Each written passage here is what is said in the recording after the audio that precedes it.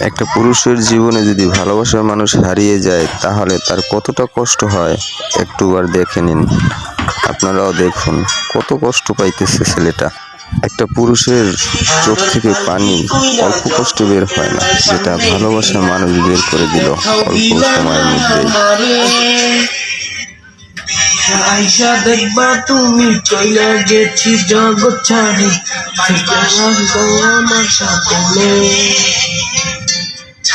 হাজার পালকি কইরা যখন তোমার সামনে দিয়া দেখাও দিলা না আমারে।